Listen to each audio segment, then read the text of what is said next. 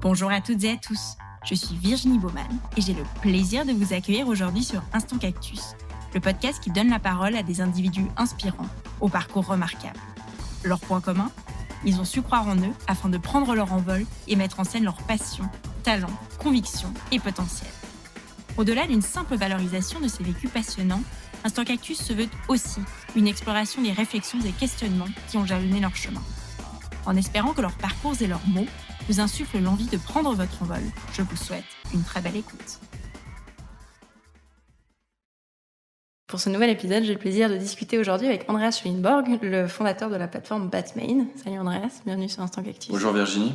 Avant qu'on aborde ton parcours, est-ce que tu peux nous en dire un petit peu plus ? C'est quoi Batmain en fait ? Alors Batmaid, c'est une plateforme pour réserver un homme ou une femme de ménage fiable, en sécurité et une personne de confiance. Ok, génial. Alors tu vas nous raconter comment t'en es venu à créer ce concept, mais peut-être avant ça, qui es-tu ? Quel est ton parcours ? Alors j'ai 33 ans, j'habite Lausanne, j'ai fait HEC Lausanne, ensuite j'ai fait un master en trading de matières premières, j'ai travaillé 2 ans et 10 mois en tant que courtier dans les matières premières. Et ensuite je suis parti à NYU pour faire un peu la fête et un peu parfaire mes études. Et suite à ça, c'est là où j'ai utilisé un premier service qui s'appelait Handy.com, qui existe toujours d'ailleurs. J'avais quelqu'un qui venait me visiter, mon appartement était en bordel complet et je me suis dit pourquoi pas utiliser quelqu'un externe. Donc j'ai tapé homme de ménage ou femme de ménage sur internet, je suis tombé sur Handy, j'ai réservé. L'expérience était géniale, ça n'existait pas en Suisse. En revenant, je me suis dit c'est parti. On va importer, ok. Hyper cool. Et concrètement, comment ça s'est passé au début ? C'est quoi les grosses galères ? Déjà de l'idée à quelque chose de concret, comment ça s'est passé ? Alors la première chose que j'ai fait du moment où j'ai eu l'idée, c'est que je suis parti un lundi matin, je m'en souviens encore, peut-être 6h30 du matin, et j'ai cherché à aller louer un bureau. Et en fait, à la fin de la journée, j'ai réussi à trouver un bureau de 9 mètres carrés sans fenêtre, qui coûtait pas trop cher. Et j'ai commencé directement le premier jour, et à partir de là, je faisais des journées de, je dirais, entre 14 et 15 heures minimum, je pense, parce que je commençais à 6h et je finissais vers minuit, 1h du matin, tous les jours. J'ai fait ça pendant une année. La première année, c'était assez rude. T'étais tout seul à ce moment-là ? La première semaine, j'étais tout seul. Après, j'ai eu mon cofondateur qui est arrivé. Et ensuite, on a eu une première employée une semaine après. Après, 2 semaines après, on a eu 7 personnes de plus qui étaient en IT. Et 6 mois après, on ouvrait la plateforme au public. Ah oui, donc quand même assez rapide comme expansion. Ouais. Donc ça a été assez rapide. Ouais. Et ça, c'était 2015 ? Alors, c'était septembre 2014 et on a ouvert le 1er avril 2015. Ok. Et là, cette année 2021, c'est l'année de tous les changements. Vous êtes Exactement. structuré en groupe. Qu'est-ce qui a motivé cette évolution ?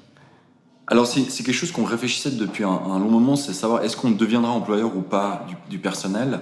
Et en fait, pendant la crise du Covid, on a fait des demandes d'RHT au nom de nos clients qui étaient les employeurs donc, du personnel de nettoyage. Et en fait, les RHT ont été refusés parce que les privés ne pouvaient pas recevoir d'aide par rapport à leur personnel en interne. Ce qui est une énorme bêtise en réalité. Et à partir de là, on s'est dit, en fait, il y a un problème dans notre modèle, il faut qu'on puisse apporter beaucoup plus de sécurité pour toutes ces personnes qui font du nettoyage avec nous. Et à ce moment-là, on s'est dit, OK, il nous faudra à peu près 6 mois pour faire le gros shift, entre guillemets. Donc, on s'est dit, OK, le 1er janvier, on devient employeur du personnel de nettoyage. Ok, donc vous vous séparez un petit peu du modèle Uber, de l'ubérisation qui précarise au final un petit peu le travail.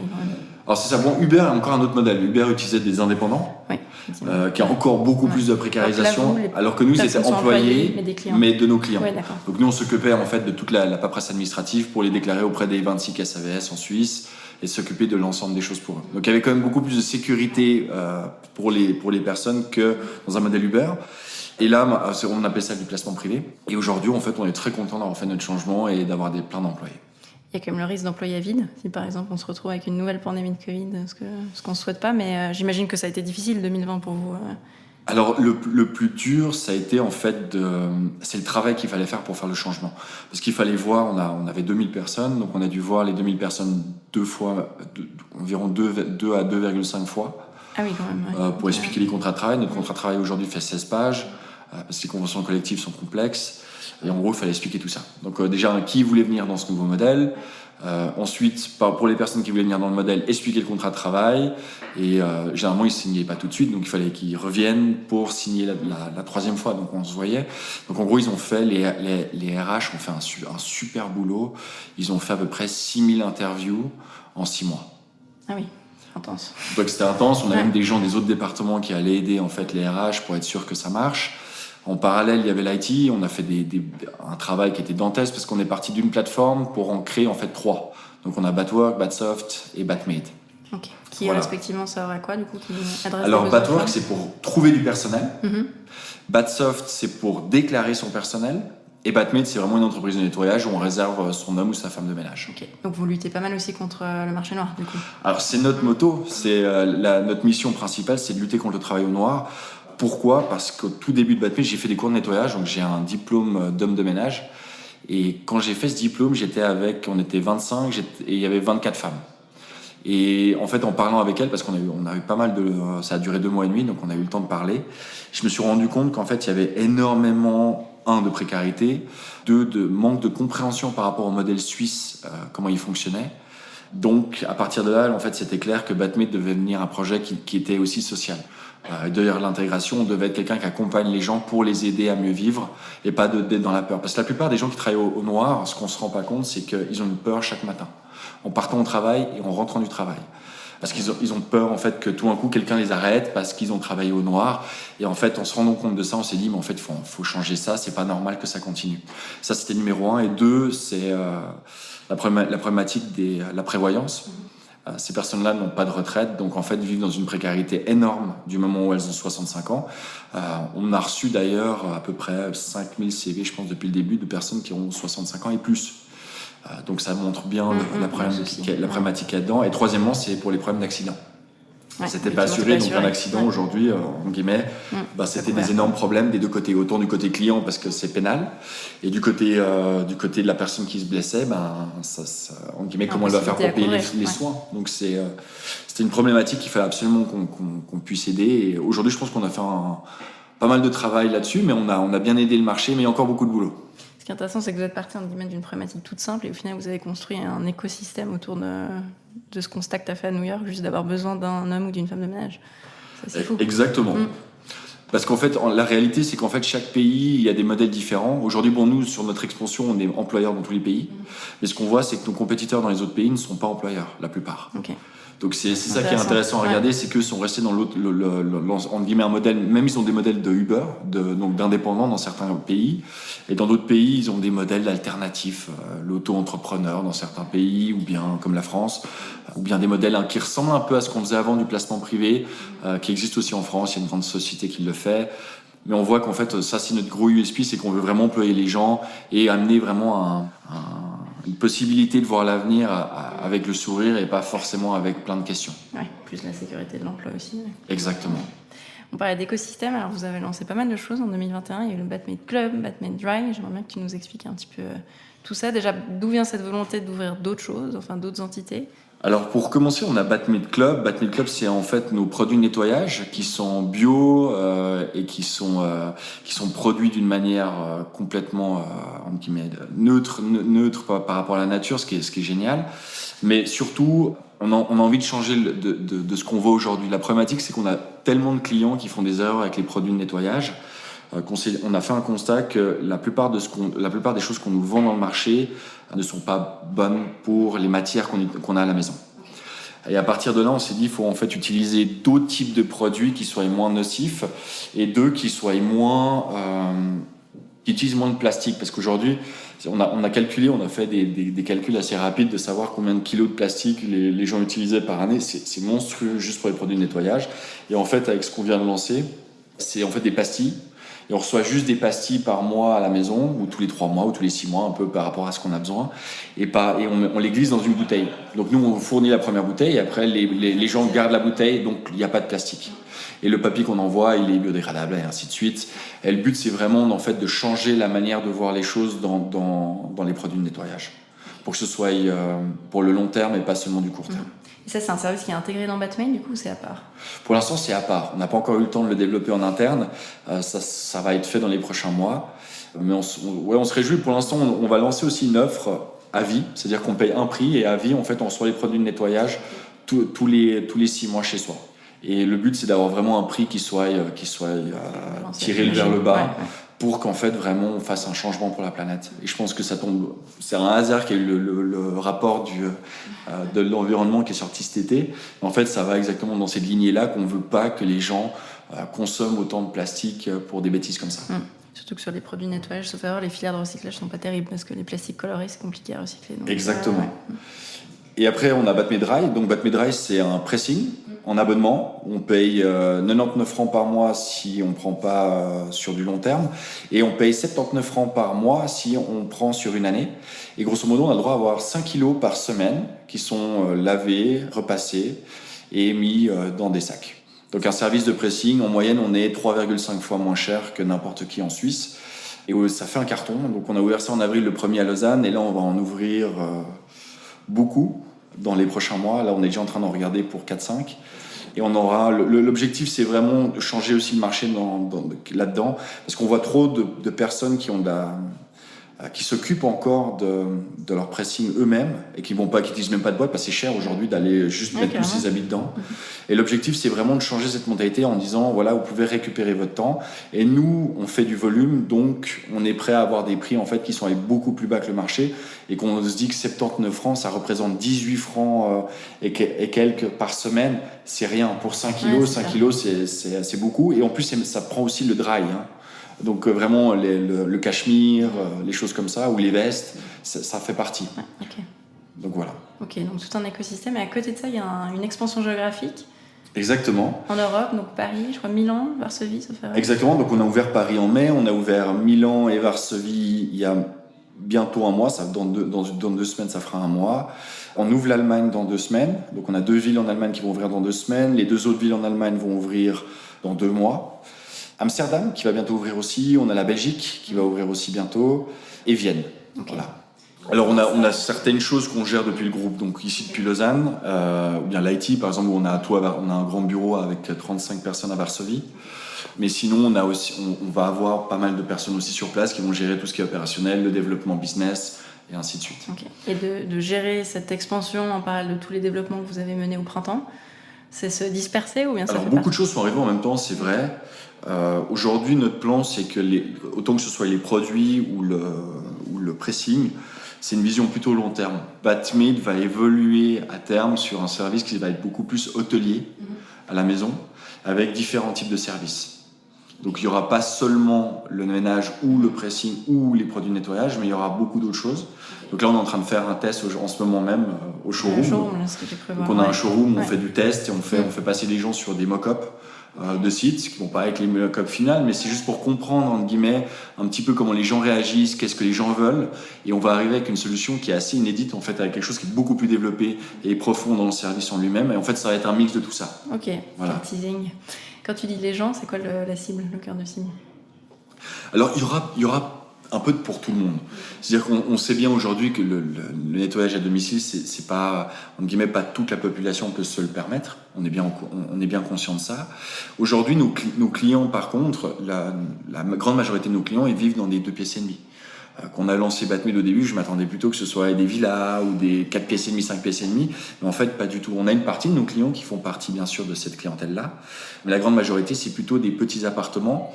Demain, les services qu'on offrira vont permettre d'étendre nos services pour presque tout le monde, je dirais. Où il y aura certaines choses que oui, on pourra faire recours plus souvent et d'autres un peu moins. Mais l'objectif, c'est qu'on puisse donner en fait une gamme de prestations de services qui puisse répondre aux besoins de tous. Et j'ai cru lire en préparant l'interview quelque chose à propos de la Batmid Academy. C'est une intox ou c'est quelque chose de vrai ? Non, c'est vrai. C'est quelque chose qui nous tient très à cœur. C'est juste qu'on est sous-staffé pour être complètement honnête. On est passé par un moment où le Covid a été dur. Et en plus, avec le shift et toutes les nouvelles choses qu'on est en train de faire, donc en fait, tout le monde est très pris. Mais l'académie est quelque chose qu'on veut vraiment mettre en place. On veut vraiment créer une école qui fasse la différence pour le personnel de nettoyage, où elles se sentent valorisées, où elles vont apprendre à faire un nettoyage de type hôtel dans les appartements, ce qui n'existe pas aujourd'hui, et où on puisse en fait leur donner des diplômes. Un petit peu devenir, ce qu'on parle en interne, c'est un peu devenir le Oxford pour le personnel de nettoyage, pour qu'elles se sentent valorisées. Aujourd'hui, on voit que le personnel de nettoyage ne reçoit pas assez de merci, ne reçoit pas assez de compliments et en guillemets se sent pas reconnu parce qu'en fait ils n'ont pas de diplôme à la maison. On a tous aujourd'hui des diplômes, que ce soit la maturité, le bac ou des diplômes universitaires. Mais pour ces personnes-là, souvent, ils n'ont pas fait de parcours scolaire.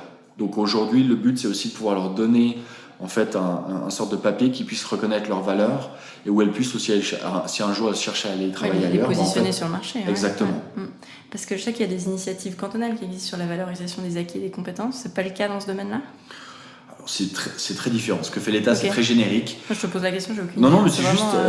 En fait, il y a un peu à boire et à manger sur toutes les prestations qu'aujourd'hui on a. Nous, notre but, c'est vraiment de devenir l'élite, entre guillemets, dans l'école de nettoyage. Donc là, on est en train de préparer un livre, on est en train de préparer des prospectus de cours avec des modules. On a beaucoup de modules. Mais l'objectif, c'est qu'il nous faut un endroit pour faire ces cours, parce qu'on se rend compte qu'en fait, il nous faut un espace assez grand où on puisse refaire des appartements, simuler certaines et avec des caméras, où on puisse analyser comment les personnes travaillent, pour leur donner des feedbacks, et après engager en fait des personnes de 5 étoiles qui puissent en fait coacher ces gens-là pour les faire devenir au top. Ok, et ça c'est un modèle que vous voulez implanter en Suisse d'abord, mais j'imagine ensuite à l'étranger aussi. Absolument, absolument. Donc le but déjà, c'est de le faire sur une région en Suisse, parce que la Suisse c'est assez compliqué, parce que on a 8 millions d'habitants, oui, mais sur 26 cantons. Donc l'objectif, c'est de le mettre où on a le plus de personnel, comme ça on apprend. Une fois qu'on est au clair, on voit que ça marche bien et qu'on est content de ce qu'on est en train de faire et que ça apporte la valeur ajoutée escomptée, à ce moment-là, on va le développer partout. Et par rapport, pour revenir justement à l'expansion de ces différentes villes européennes, comment vous arrivez en plus en venant de Suisse et comment est-ce que vous faites pour vous positionner sur ce marché-là? J'imagine qu'il y a déjà pas mal de services managés qui existent. Alors, les personnes qui lancent des entreprises de nettoyage, aujourd'hui en Suisse, dans le nettoyage à domicile, on a à peu près 3000. La plupart, on dit 90 à 95%, c'est entre 1 et 5 personnes. Donc ça va être généralement un couple qui se lance dans le domaine. On dit professionnalisé à notre point, qui est comme on dit une grosse entreprise B2B, ou parce qu'aujourd'hui tout le monde allait dans le B2B à l'époque parce que c'était plus simple, il y a des gros mandats, pas plusieurs. Aujourd'hui, nous on gère des dizaines de milliers de personnes comme clients. Un B2B aujourd'hui a généralement 1000, 2000 clients, c'est tout. Donc c'est beaucoup plus simple à gérer. On a un seul interlocuteur généralement dans chacune de ces entreprises. Il y a juste l'appel d'offres qui est plus compliqué. C'est la seule chose qui va être un poil plus complexe. Et après, la manière de travailler est différente. Dans le B2B, on travaille avec un chef d'équipe, et il y a une équipe, et en fait, les gens partent en bus et font le travail. Aujourd'hui, nous, on se lance gentiment dans le B2B. Notre but, c'est pas faire des grosses entreprises, c'est de faire les toutes petites PME. Et on arrive avec un service digitalisé qui va sortir la semaine prochaine. En fait, on pourra réserver son nettoyage pour son entreprise directement en ligne. Okay. Et là, on va disrupter ce marché-là aussi avec ça. Donc ça va être une nouveauté. Et on se réjouit de voir un petit peu l'impact. Mais aujourd'hui, pourquoi c'est aujourd'hui dans les entreprises en guillemets B2C qu'on réussit à sortir du lot, c'est très compliqué pour différentes raisons. C'est que il faut gérer tellement d'aspects différents qui sont le marketing, oui, le légal, il y a le HR, il y a l'IT parce qu'il y a beaucoup de plateformes quand même à développer. Et en fait, l'ensemble de ces compétences requiert du monde, requiert de l'argent, requiert une expertise. Et c'est compliqué à faire. C'est pour ça qu'aujourd'hui, je dirais en Suisse, on n'est pas beaucoup. Okay. Et à l'étranger, justement, sur ces villes où vous alors en Suisse, à l'étranger, il y en a, mais c'est un peu comme nous ici, en Suisse, il y a un peu des leaders par pays. Et l'objectif maintenant pour nous, c'est d'aller manger des parts aux leaders. Mais généralement, les leaders, la chance qu'on a, c'est qu'ils ne sont pas employeurs. Donc ils ont des systèmes pour réserver le personnel de nettoyage qui est compliqué par rapport à ce que nous, on va mettre en place. Et j'espère que grâce à ça, on va tirer notre épingle du jeu. C'est vrai que l'avantage d'un point de vue juste user experience, c'est que vos plateformes sont très simples d'utilisation. Enfin, c'est un peu one click. C'est pas très c'est l'objectif. Ouais, si on pouvait faire plus simple, on fera encore plus simple. Et juste pour revenir un petit peu sur le marketing, ça m'avait interpellée quand j'avais vu ces affiches avec Martina Hingis comme ambassadrice. Pourquoi elle? Pourquoi une sportive? Enfin, au-delà du fait que c'est évidemment une figure emblématique ici. Alors en fait, il y avait deux choses. Les gens pensent que c'est d'abord pour les clients qu'on a mis en place ce partenariat, pour avoir une ambassadrice, mais c'est aussi et en première cause pour nos Batmaids. Parce qu'en fait, ce qu'on voyait, c'est qu'elle voulait, en fait, quand elle pensait Batmaid, elle voulait s'attacher à une personne. Aujourd'hui, je suis un entrepreneur, mais je ne suis pas quelqu'un qui peut leur donner cette sorte de rôle de leader, entre guillemets, charismatique dans leur métier en lui-même. Alors l'objectif, c'était pour nous de leur montrer que on voulait une femme, parce qu'en fin de compte, aujourd'hui, il n'y a pas de sexisme là-dedans du tout, hein, parce que nous, femmes, hommes, il n'y a pas de religion, on n'a pas de politique, on n'a pas de sexe. Donc on a 125 nationalités, on a toutes les religions, toutes. Donc aujourd'hui, on n'a absolument aucun souci. Mais pour revenir, le but, c'était qu'on voulait quelque chose qui s'apparente le plus à elle. Et aujourd'hui, quand je dis elle, c'est parce que quand même 95% de notre personnel est féminin. Et en fin de compte, on voulait une femme. On a regardé plusieurs types. Donc il y avait des comiques, on a même regardé des hommes aussi à un moment. Mais c'était compliqué. La plupart voulaient pas parce qu'ils aimaient pas la branche. Et Martina, pourquoi ? Parce qu'en fait, c'était une grande championne. Et en fait, elle a apprécié pourquoi on l'a fait. Donc en fait, pourquoi on a mis ça en place, c'était pour montrer que entre Martina et une de nos batmaids, pour nous, il n'y a pas de différence. C'est que les deux sont des championnes, mais chacune dans leur domaine. D'ailleurs, on a fait un moment une campagne d'affichage où on voyait Martina habillée comme si elle allait faire Roland-Garros. Et à côté, il y avait une femme de ménage qui s'appelle Rosangela, qui est habillée un peu en mode badass dans le ménage. Et pour nous, c'était montré, et en bas de l'affiche, il y avait les deux signatures. Et en fait, c'était pour nous montrer qu'il n'y avait pas de différence. Les deux étaient pour nous des super championnes. Et c'était ça qu'on voulait transmettre, c'était qu'en fait, nos batmaids sont des championnes. Je reviens justement sur l'origine du nom, Batman. Grand fan de Batman étant enfant, du coup. Alors j'aime beaucoup Batman, c'est clair. Alors Batmaid, mis à part que j'aime beaucoup Batman, en fait Batmaid, quand le nom est arrivé, je pense que c'était juste une évidence. Un métier dans l'ombre, il y a le marché au noir, il y avait... Et en même temps des héroïnes, parce qu'en fin de compte aujourd'hui, pour des gens qui ont eu du personnel de nettoyage à la maison, je veux dire qu'on rentre après un nettoyage bien fait, c'est quand même génial. Il y a le lit qui sent bon, il y a l'appartement qui est génial. On se sent vraiment chez soi à ce moment-là. Et ça, je pense que c'est un feeling qu'on n'arrive pas à exprimer. Et pour nous, c'était de dire, ben voilà, c'est des super-héros parce qu'il n'y a qu'un super-héros qui peut nous faire sentir chez soi aussi bien. Voilà. Tu as aussi fondé Gotham pour rester dans la lignée de Batman. C'est exact. Un projet que tu mènes toujours ou Non, pas du tout. Je suis sorti du projet il y a 2 ans et demi maintenant, même presque plus. Non, 2 ans et demi. J'avais pas le temps. Il y a beaucoup de travail avec Batmaid. Et donc je suis sorti du projet et point barre. Ouais, chacun mène sa route. Tu fais beaucoup de choses quand même depuis 2015. Gotham, c'était quand que tu as lancé ça ? On a commencé c'était avant ou après ? En fin 2016, début 2017. Ah oui, donc c'est quand même assez en parallèle. Donc beaucoup de choses depuis toute cette période. Si tu regardes en arrière, qu'est-ce qui t'a le plus marqué peut-être sur ces 6 dernières années ? C'est dur à dire. Je dirais ce qui marque le plus, je pense, n'importe quel entrepreneur, c'est la gestion des up and down, je dirais. Il y a des moments d'excitement, il y a des moments où on est vraiment mal parce qu'on se remet tout en cause. Et en fait, on apprend à lisser nos émotions, ce qui est quelque chose de très bizarre. Après, on doit apprendre la notion de sacrifice, qui est extrêmement importante dans l'entrepreneuriat. Il y a beaucoup de bons moments. Les gens adorent parler que des bons moments. Je pense qu'il y en a beaucoup de bons, mais je pense qu'aujourd'hui, le rôle d'un entrepreneur ou le rôle d'un leader dans une entreprise, c'est gérer les problèmes. C'est pas forcément gérer que les belles choses. Et si on parle que des belles choses, c'est oublier que notre quotidien, et le quotidien de la plupart des équipes, c'est résoudre des problèmes.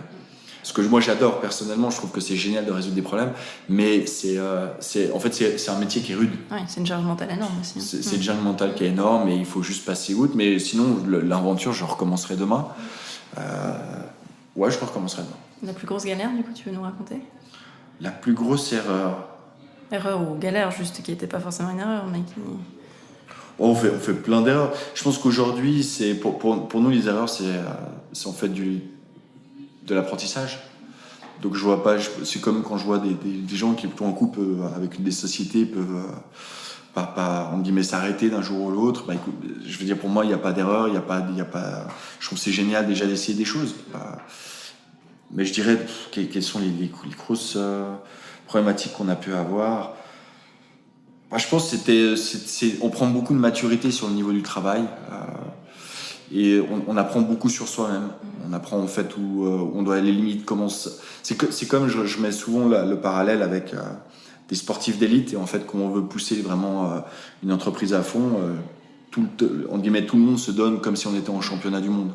Et en fait il faut apprendre l'humain. Il y a beaucoup d'humains et en fait en fin de compte ça c'est quelque chose que au début du projet je m'attendais pas qu'il y ait autant d'humains. Et en fin de compte, l'entreprise, c'est de l'humain, d'abord, en premier lieu. Voilà. Et tu disais avant que c'était important d'essayer et puis de voir ce que ça donne. Quel regard, justement, tu portes sur l'entrepreneuriat suisse par rapport à ça ? C'est pas forcément dans notre culture de se dire on essaye, on loupe, c'est pas grave. Ça évolue, mais c'est quand même plus anglo-saxon à la base. des discussions que je peux entendre de temps en temps sur des coins de table où je suis pas forcément dedans, mais sur des tables à côté, des choses comme ça. Je pense qu'on a un regard critique face à l'échec en Suisse, alors que c'est une erreur complète. On devrait plutôt encourager les gens à essayer des choses. Bon, après, j'ai aussi vu des gens essayer peut-être des projets où, entre guillemets, c'est vrai que il y avait beaucoup de questionnements à la base. Et là, je pense qu'il y a peut-être des erreurs flagrantes qui n'auraient pas dû être commises. Ouais. Mais je pense qu'en fait, aujourd'hui, ce qui manque aussi peut-être en Suisse, c'est l'aide à l'entrepreneuriat. Trouver des fonds est compliqué. On n'est pas soutenu au cas de chômage. Je veux dire, on vit dans un marché qui est extrêmement petit, mais en même temps où il y a beaucoup de choses à faire. Mais en plus, on est splitté sur 4 langues. Je veux dire, c'est un marché qui est complexe. Le marché suisse est complexe. C'est pour ça qu'il y a certains secteurs qui marchent mieux que d'autres. Si on prend le médical, la pharma, l'ingénierie, on est extrêmement doué en Suisse là-dessus. Ou bien tous des projets B2B, on est bon là-dedans. Dans le B2C, il y a extrêmement peu de boîtes en fait. En réalité, si on regarde boîtes digitales B2C, on ne peut pas en citer, il n'y en a pas énormément en Suisse. Moi j'en ai 5, je pense 6, il y en a maximum 10, entre guillemets, qui font des chiffres d'affaires qui sont quand même importants. Mais le reste, entre guillemets, c'est extrêmement petit. Et la problématique, c'est c'est extrêmement dur de comprendre comment toutes les différentes synergies en Suisse fonctionnent. Dans quel sens ? Je veux bien que tu clarifies un peu. C'est autant marketing, le marketing en Suisse romande n'est pas forcément le même en Suisse allemande, et au Tessin va être encore différent. Oui, ça va être la manière de créer des partenariats. Les partenariats ne se font pas la même chose en Suisse allemande, en Suisse romande ou au Tessin. Il y a beaucoup de choses qui sont complètement différentes en Suisse, alors qu'on est dans le même marché, le même pays. Et ça, pour un entrepreneur, c'est extrêmement difficile. Donc je pense que c'est pas pour rien que beaucoup d'entrepreneurs partent à l'étranger.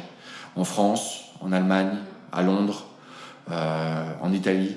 Et je les comprends, la taille du marché, elle est beaucoup plus grande, il y a une seule langue. Ouais, puis les structures d'accompagnement, comme tu le disais, sont aussi différentes. Exactement, il y a plus d'aide au financement.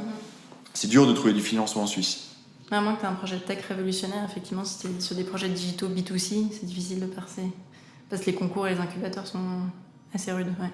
Ouais, c'est chaud. Ouais, c'est chaud. Et on aide beaucoup. Il y a beaucoup d'aide qui est faite pour tout ce qui est les projets qui sortent le PFL, par exemple, ou le PFZ, qui sont liés soit à l'ingénierie, soit à la pharma, soit de nouveau, toujours les mêmes secteurs. Mais en fait, dans les plateformes digitales, il n'y a pas d'aide du tout. On n'a jamais touché on a eu un tout petit peu, mais on parle de rien du tout, peut-être 30 000 francs depuis le début. Alors que moi, je connais certaines boîtes à Genève qui ont peut-être 1 an et demi, ils ont déjà reçu 4 millions. Et là, on se pose des questions. Ouais, c'est clair que ça change la donne. Le mot de la fin, si tu avais pu te donner un conseil il y a quelques années en arrière, quand tu as commencé, ce serait quoi ? Faut jamais lâcher les bras et faut y aller à fond, quoi. Lâche-toi. On restera là-dessus. Merci beaucoup. Merci beaucoup. On arrive ainsi à la fin de cet épisode. J'espère qu'il vous a plu. Vous pouvez retrouver le podcast et les références de cet épisode sur le site instantcactus.com ainsi que sur les réseaux sociaux. Un grand merci à toutes et à tous pour votre écoute et je vous donne rendez-vous pour le prochain épisode.